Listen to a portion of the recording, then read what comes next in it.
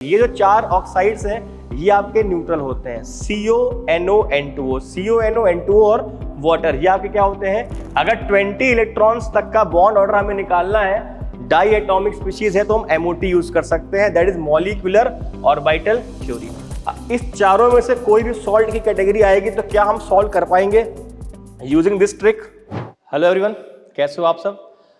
तो गाइज आज हम क्या पढ़ने वाले हैं, आज हम JEE main chemistry time saving tricks to score 60+, किस तरह से जेई मेन के इस अटेम्प्ट में, अपने जनवरी अटेम्प्ट में किस तरह से हमें 60+ मार्क्स स्कोर करने हैं, इसके लिए कुछ ट्रिक्स और कुछ क्वेश्चंस के थ्रू हम आज प्रैक्टिस करेंगे, जिससे आपको हेल्प मिलेगी 60+ मार्क्स स्कोर करने में। क्लियर। चलिए, तो सबसे पहला क्वेश्चन जो है आप इसे देखिए। पहला क्वेश्चन है कि the electronic configuration of platinum, हमें प्लेटिनम का इलेक्ट्रॉनिक कॉन्फ़िगरेशन निकालना है। तो गाइस इस तरह के क्वेश्चन में सबसे पहले हमें पता होना चाहिए N+L रूल के एक्सेप्शंस क्या है। सबसे पहले हमको N+L रूल के एक्सेप्शन पता होने चाहिए, ठीक है। तो वो क्या है, पहले उसको देख लेते हैं। नवाबी क्यों करे राघव मौत तक, नवाबी क्यों करे राघव मौत तक, रुकावट राह पड़ेगी, आगे पिटेगा और, क्या बोला मैंने, नवाबी क्यों करे राघव मौत तक, रुकावट राह पड़ेगी, आगे पिटेगा और। लेस गुड, हम सभी जूते पहनते हैं तो लेस कैसी होनी चाहिए, अच्छी गुड, तो लेस गुड। और एसी था उधर पर काम नहीं पड़ा। तो ये सारे आपके जो एलिमेंट्स हैं गाइस, ये N+L के एक्सेप्शंस हैं। तो अब जो क्वेश्चन आया, अगर हम ध्यान से देखें तो यहां पर प्लेटिनम लिखा हुआ है, तो प्लेटिनम हमारी ट्रिक में आ रहा है।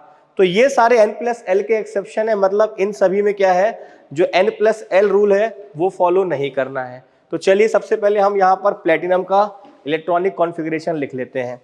प्लेटिनम का एटॉमिक नंबर दे रखा है 78। अब अपने को पता है इनर्ट गैस के बारे में। इनर्ट गैसेस कौन कौन सी होती हैं गाइस अपनी, हीना, नीना और करीना, एक्स, आयरन। 2, 10, 18, 36, 54, 86। तो हमको 78 भरना है। 78 भरना है तो सबसे पहले हम कहाँ जाएंगे, जेनॉन पे जाएंगे।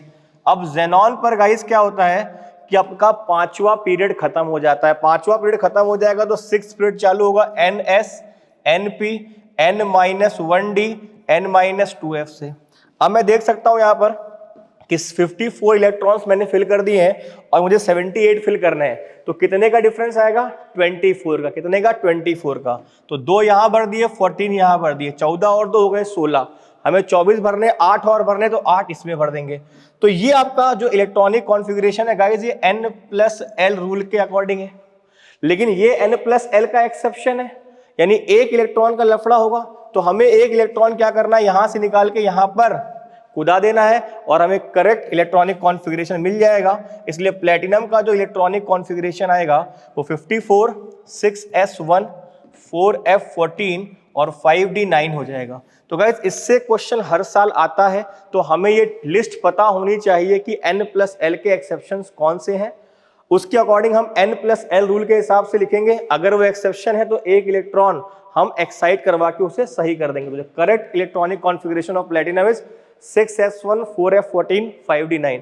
तो यहां पर हम देख सकते हैं कि जो आपका करेक्ट ऑप्शन है वो है 6s1, 5d9, 4f14। क्लियर है।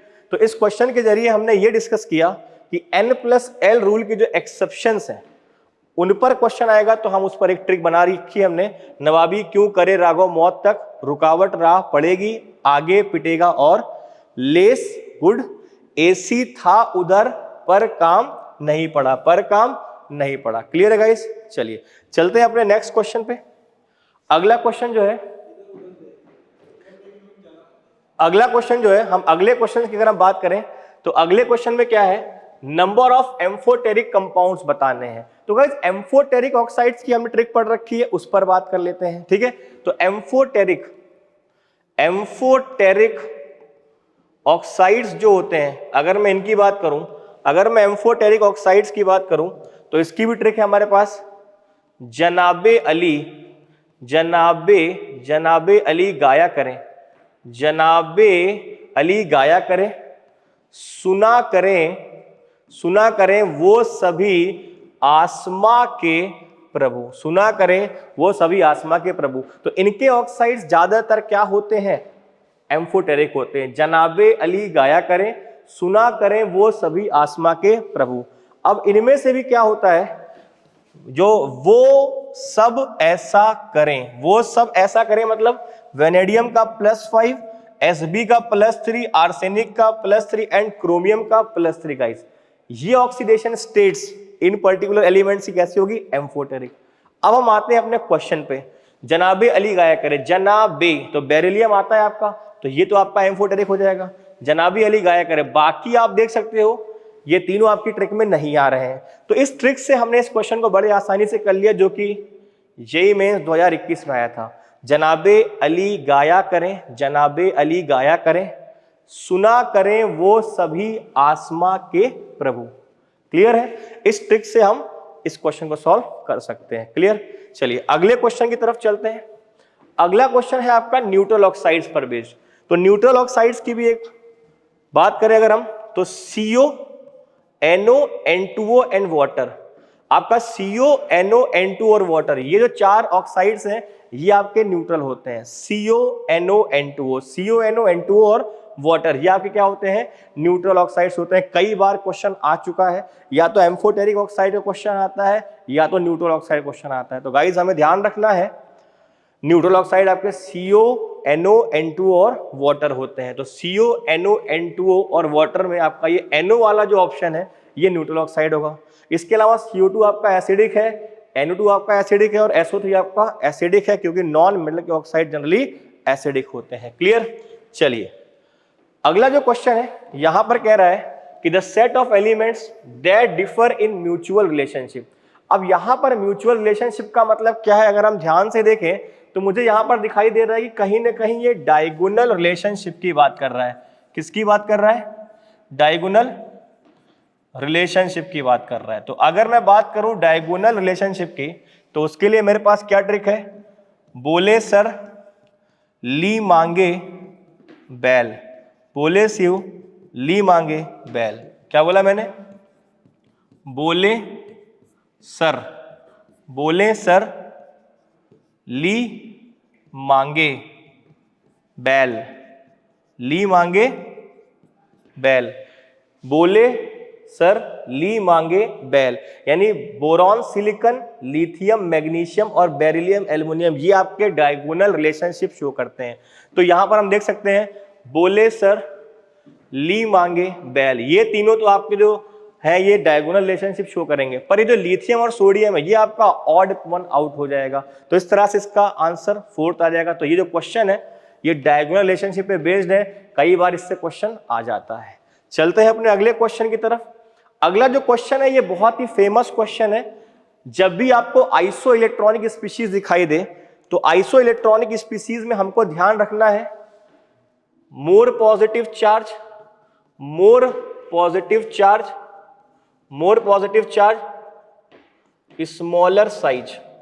जितना ज्यादा पॉजिटिव चार्ज होगा उतना साइज कम होगा, और more negative charge, more negative charge, तो ये हो जाएगा आपका लार्जर साइज। पर ये कब देखना है, ये कब देखना है, जब आपके पास में आइसो इलेक्ट्रॉनिक स्पीशीज हो, जब आपके पास में आइसो इलेक्ट्रॉनिक स्पीशीज हो। जैसे कि आपने देखा N-3, O-2, F-, Na+, Mg+2 और Al+3। अगर आप ध्यान से देखेंगे तो ये सारे आइसो इलेक्ट्रॉनिक स्पीशीज हैं। इन सब में नंबर ऑफ इलेक्ट्रॉन्स 10 है, सब में 10 इलेक्ट्रॉन है। अब अगर सब में 10 इलेक्ट्रॉन है तो मैंने लिख रखी है ट्रिक कि जितना पॉजिटिव चार्ज उतना स्मॉलर साइज, जितना ज्यादा नेगेटिव चार्ज उतनी लार्जर साइज। तो यहाँ पर नेगेटिव चार्ज -3, -2, -1, तो ये बिगर होंगे, और जितना पॉजिटिव चार्ज आता जाएगा उतना वो स्मॉलर होते जाएंगे। तो साइज का जो ऑर्डर आ जाएगा वो कुछ इस तरह से आ जाएगा, जो एटॉमिक रेडियस का ऑर्डर आ जाएगा वो कुछ इस तरह से आ जाएगा। सिमिलरली ये वाला क्वेश्चन भी है आपका, ये भी सारे आपके आइसो इलेक्ट्रॉनिक स्पीशीज हैं, और इनमें इलेक्ट्रॉन कितने हैं, 18। जो हमारा क्वेश्चन है इसमें 18 इलेक्ट्रॉन है। तो बस जितना ज्यादा नेगेटिव चार्ज आएगा उतना बड़ी साइज, तो P-3 सबसे बड़ा हो जाएगा, फिर S-2 आएगा, फिर Cl- आएगा, देन आपका आएगा K+ एंड देन आपका आ जाएगा Ca+2। तो ये ऑर्डर आपका आ जाएगा रेडियस का, एटॉमिक रेडियस का ऑर्डर। क्यों? बिकॉज ये आइसो इलेक्ट्रॉनिक स्पीशीज है। आइसो इलेक्ट्रॉनिक स्पीशीज में more positive charge smaller size, more negative charge larger size. Clear है क्या? तो बस हम यहां पर देख सकते हैं कि P-3, S-2, Cl-, K+ और कैल्शियम+2। तो ये जो ऑप्शन है आपका that is option number C. Clear? चलिए, तो ये आइसो इलेक्ट्रॉनिक स्पीशीज पर बेस्ड क्वेश्चन है। अगला जो क्वेश्चन है ये आपका जो है आयोनाइजेशन एंथैल्पी पर है और ये 3D सीरीज का है। और आपको याद होगा मैंने 3D सीरीज की आयोनाइजेशन एनर्जी का एक ट्रिक आपको बताया था, मैं आपको वापस से याद दिलाता हूं। 3D सीरीज की जो आयोनाइजेशन एनर्जी का ट्रिक था वो क्या था? सोचो विनीता करोड़पति थी, सोचो विनीता करोड़पति थी, मानी नहीं। सोचो विनीता करोड़पति थी, मानी नहीं। क्यों कोई फिर जाने, क्यों कोई फिर जाने, ये आपकी 3D सीरीज की ट्रिक है। तो आयनाइजेशन एनर्जी का जो ऑर्डर आएगा वो कुछ इस तरह से आएगा। अब यहां पर अगर ये ट्रिक आपको याद रहेगी तो ये क्वेश्चन जो आपका जेईई मेंस 2019 में आया था ये आपसे सॉल्व हो जाता। क्या ट्रिक थी? सोचो विनीता, सोचो विनीता करोड़पति थी, मानी नहीं। सोचो विनीता करोड़पति थी, मानी नहीं। क्यों कोई फिर जाने। तो ये ट्रिक को यूज करते हुए हम 3D सीरीज की आयनाइजेशन एनर्जी का ऑर्डर लिख लेंगे। अब चेक कर लेते हैं कि हमारे पास यहाँ पर कौन कौन से एलिमेंट हैं। एक तो मेरे पास सर Mn है, Mn के बाद टाइटेनियम है, उसके बाद जिंक है, जिंक आपका लास्ट में है, और एक आपका निकल है। तो यहां से अगर आप ऑर्डर देखोगे, तो टाइटेनियम के बाद Mn आएगा, Mn के बाद निकल आएगा और निकल के बाद जिंक आएगा। तो ये आपका आंसर है। आप यहां चेक कर सकते हैं ये जो ऑर्डर है, ये जो ऑर्डर आपने टिक किया है टाइटेनियम Mn, ये कहां पर है? यहाँ पर टाइटेनियम Mn निकल जिंक, ये आपका जो सेकंड ऑप्शन है ये करेक्ट है। तो ये हमने कैसे किया? इस वाली ट्रिक को यूज करके 3D सीरीज वाली। क्लियर? चलिए, अगला जो क्वेश्चन है ये आपका मेटलॉइड पर है कि इनमें से कौन मेटलॉइड है। तो मेटलॉइड की क्या ट्रिक है? तो आपको याद होगा ऐश्वर्या राय जो है वो एक मिस वर्ल्ड रह चुकी हैं, तो ऐश्वर्या राय पर ही ये ट्रिक है, जीते सबसे ऐश्वर्या, जीते सबसे ऐश्वर्या एट पोलैंड। जो फाइनल कंपटीशन हुआ था वो पोलैंड कंट्री में हुआ था, ऐसा अपन याद रखेंगे। तो जीते सबसे ऐश्वर्या एट पोलैंड, और काफी आसानी से जीती थी इसलिए सिंपली, आसानी से जीती थी इसलिए सिंपली। ये आपकी मेटलॉइड्स की ट्रिक है। ये है आपकी ट्रिक किसकी? मेटलॉइड्स की। क्या है? जीते सब, जीते सबसे ऐश्वर्या, जीते सबसे ऐश्वर्या एट पोलैंड, और आसानी से मतलब सिंपली।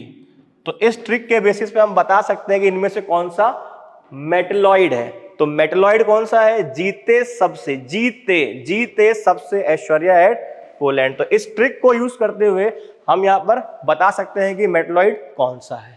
क्लियर है गाइस? चलिए, अगला क्वेश्चन जो है यहां पर पूछ लिया गया है डाइक्रोमेट आयन कौन सा है। तो सबसे पहले तो हमें यह देखना पड़ेगा डाइक्रोमेट क्या होता है। Cr2O7 2-, इसे कहा जाता है डाइक्रोमेट आयन।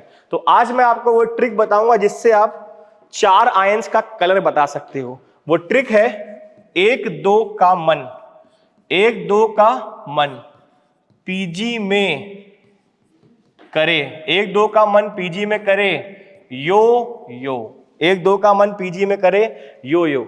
ये क्या ट्रिक है सर? मन का मतलब हो गया Mn, मन का मतलब हो गया Mn। अब Mn मेरे पास 2 होते हैं, एक होता है परमैंगनेट और एक होता है मैंगनेट। तो 1-2 का मतलब क्या है? 1-2 का मतलब MnO4- और MnO4 2-, हाँ या ना? सिमिलरली करे का मतलब होता है क्रोमियम, करे का मतलब क्रोमियम। अब क्रोमियम कौन कौन से होते हैं? Cr2O4 2- और Cr2O7 2 माइनस। तो यहां पर 1 2 कैसे यूज करोगे, तो यहां पर 1 2 यूज करने का तरीका, यहां पर 1 क्रोमियम है और यहां पर 2 क्रोमियम है, बिकॉज चार्ज तो यहां पे सेम था, तो यहां पर 1 2 ऐसे यूज करना है और यहां पर 1 2 का मतलब चार्ज हो गया। अब आते हैं इसके कलर पे, तो 1 2 का मन PG, P इस फर्स्ट के लिए आएगा, P का मतलब हो गया पर्पल, P का मतलब हो गया पर्पल, G का मतलब ग्रीन, Y का मतलब येलो और O का मतलब ऑरेंज। तो इस तरह से हमने इन 4 आयंस का कलर याद कर लिया। So guys D and F block में, D एंड F ब्लॉक में ये क्वेश्चन आ सकता है, बिकॉज हमारे पास KMnO4 K2Cr2O7 की रिएक्शंस हैं, तो कलर पूछ सकता है। यहां पर हमसे डाइक्रोमेट का कलर पूछा है जो कि क्या है, ऑरेंज है, तो करेक्ट आंसर क्या आ जाएगा, ऑरेंज। तो ट्रिक क्या हो गई अपनी, 1 2 का मन PG में करे यो। क्लियर, चलिए find bond order of CO। जब भी आपको बॉन्ड ऑर्डर निकालना हो किसी डाई एटॉमिक सब्सटेंस का, किसी डाई एटॉमिक स्पीसीज का, अप टू इलेक्ट्रॉन 20, अगर 20 इलेक्ट्रॉन्स तक का बॉन्ड ऑर्डर हमें निकालना है, डाई एटॉमिक स्पीशीज है, तो हम MOT यूज कर सकते हैं, that is molecular orbital theory.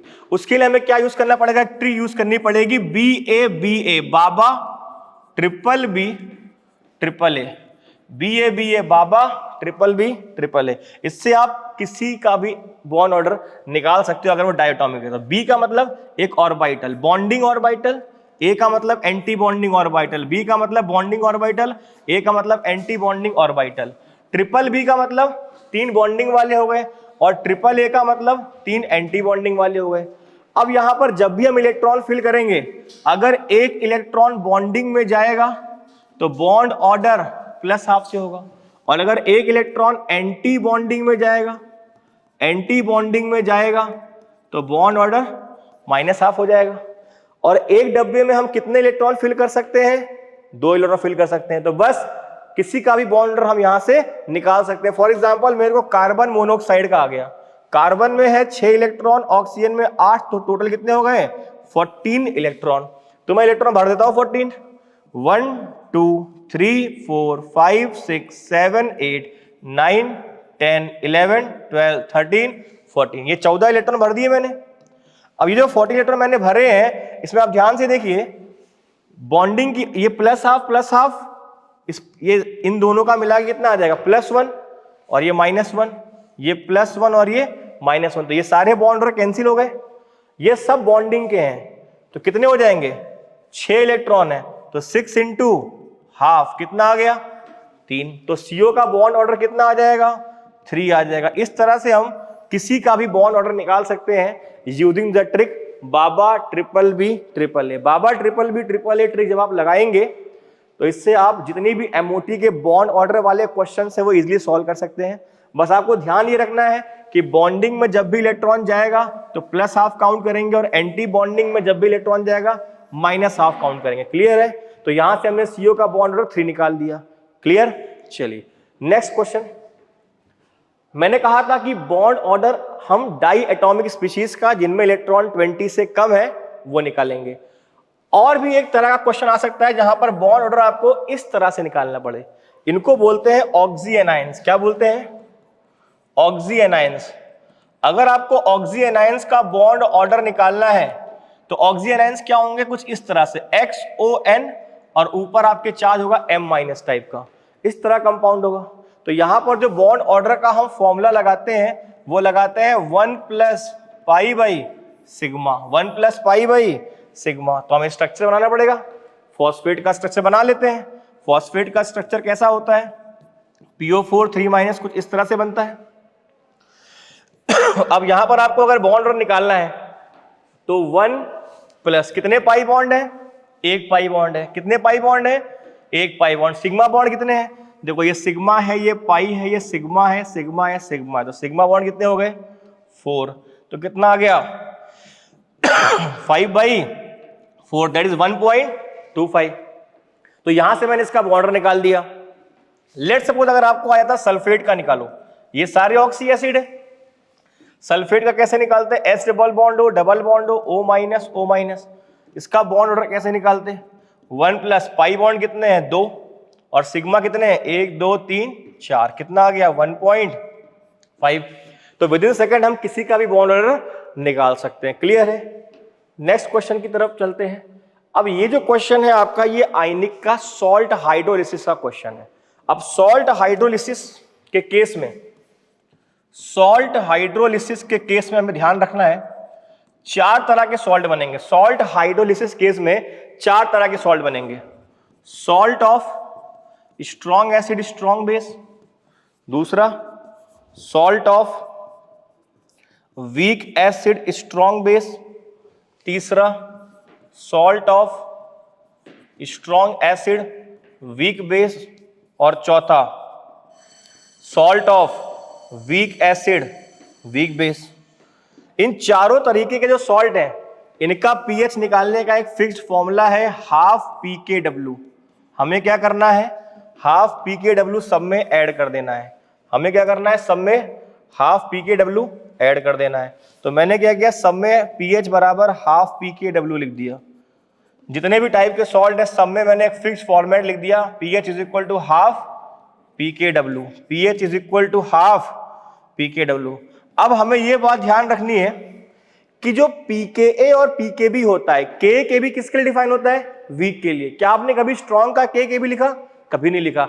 हमेशा हम वीक का ही KKb लिखते हैं। अब बताओ यहां पर वीक कौन है, क्या यहां कोई वीक है, दोनों ही स्ट्रॉन्ग है। अगर कोई वीक नहीं है तो ब्रैकेट को बंद कर दो, ठीक है। ब्रैकेट के अंदर या तो एक टर्म आएगी या 3 टर्म आएगी। क्लियर? चलिए इधर आइए, यहां पर वीक कौन है, एसिड। अच्छा एक और बात, जब आपने पढ़ाई चालू करी, ABCD पढ़ना चालू किया, तो पहले आपने क्या पढ़ा, A, और बाद में क्या पढ़ा, B। जब हमने पढ़ाई चालू की तो पहले हमने क्या पढ़ा, A, बाद में पढ़ा B।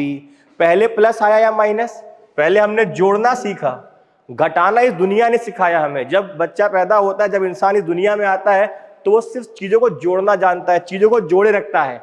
घटाना तो ये दुनिया वाले सिखाते हैं। तो पहले A पढ़ा, बाद में B पढ़ा, पहले प्लस पढ़ा, बाद में माइनस। तो A के साथ हमेशा प्लस आएगा, यानी P के A के साथ प्लस आएगा और P के B के साथ माइनस आएगा। अब यहां से चेक करिए, वीक कौन है, एसिड, तो क्या आएगा, P के A आएगा, और P के A के साथ हमेशा प्लस आता है, और इसके साथ एक और टर्म आएगा log C।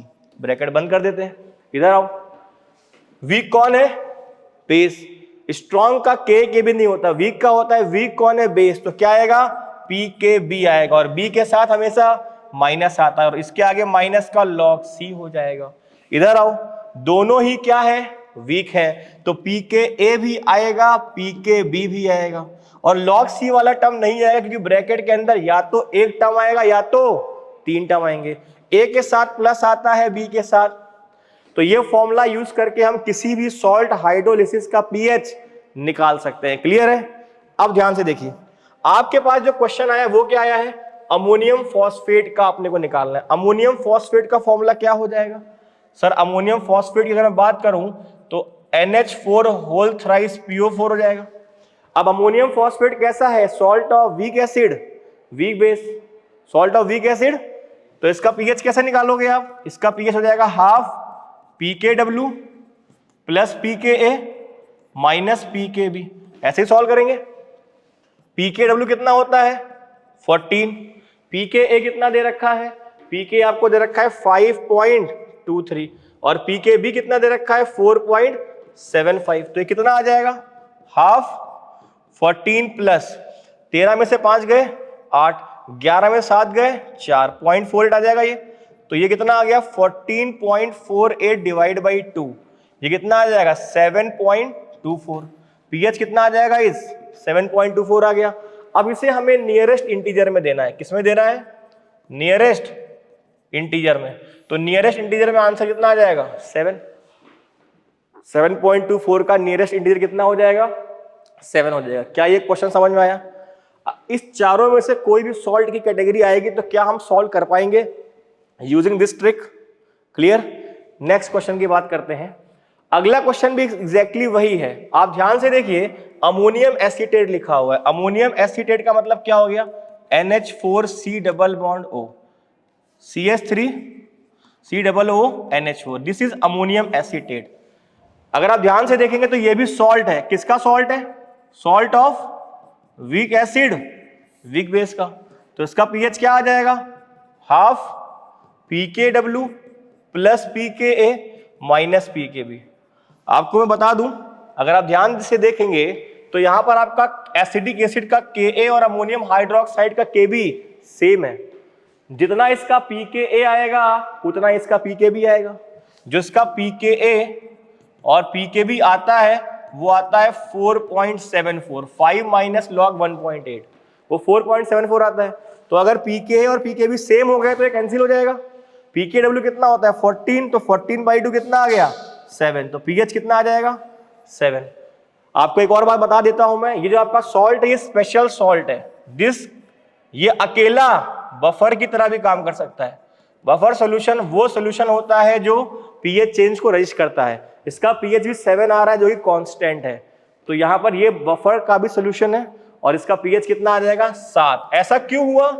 बिकॉज जो आपका pKa और pKb है वो सेम आता है। क्या हमेशा सेम आएगा? नो, इस पर्टिकुलर सॉल्ट के लिए सेम आता है। क्लियर? चलिए अगले क्वेश्चन की तरफ देखते हैं। ये आपका थर्मोडायनेमिक्स का क्वेश्चन है। यहां पर क्या ट्रिक लगाएंगे? Magnitude of work done in anti clockwise cyclic process. कभी भी आपके पास में अगर पीवी डायग्राम आ जाए और आपको कुछ इस तरह से एंटी क्लॉकवाइज का मतलब कुछ इस तरह से साइकिल आ जाए, ABCD, कैसी साइकिल है ये?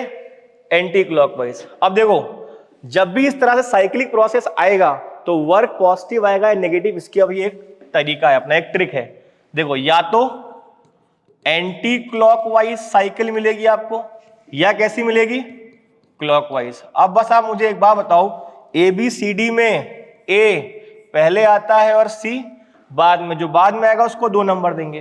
पहले के साथ पहला, बाद के साथ बाद। A पहले आता है और प्लस पहले आता है, C बाद में आता है और माइनस बाद में आता है। इसलिए एंटी क्लॉकवाइज का वर्क डन पॉजिटिव होगा और क्लॉकवाइज का वर्क डन नेगेटिव होगा। तो आंसर क्या हो जाएगा?